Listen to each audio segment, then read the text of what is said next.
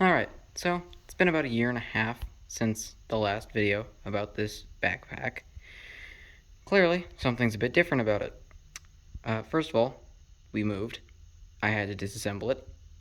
And then I picked the project up about 6 months later. And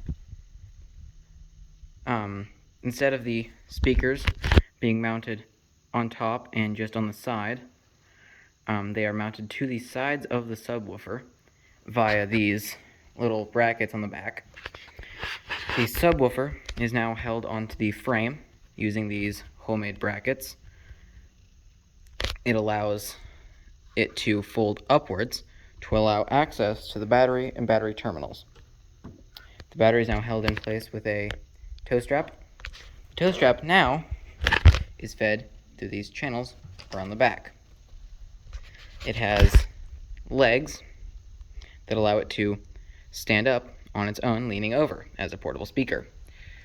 Most of the cables have been tidied up. Everything looks a lot nicer generally. The control knob and on and off button is now here on the shoulder strap.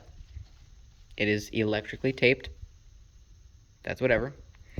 I mounted these dowels on the side using a bolt that just drilled through and bolted into here. It's fairly stiff, so it won't go anywhere. And the stay is basically 16 gauge speaker wire. I drilled a hole through it and stapled it here. I used a washer, folded in half to clamp the wire down. It's not going anywhere. The box is made out of plywood and is held on with these pipe clamps or whatever. There's 4 of them down here and here. And this inverter powers it all. The speakers plug directly into it.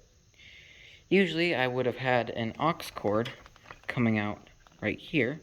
Unfortunately, it broke, so I had to snip it. But I'm getting a aux input to coax for this, so I'll be able to use it with my phone. And I also cut down the frame here and here to allow the battery to scoot closer to the back. And it generally looks pretty good. It doesn't look like a bomb anymore. And it's quite loud. A couple improvements I might make is painting these wooden legs, the wooden box, putting the cables up inside this thing just a bit more, I guess, and turning the speakers outward a bit more to get more range of audio. Other than that, this thing bumps pretty good. Yeah.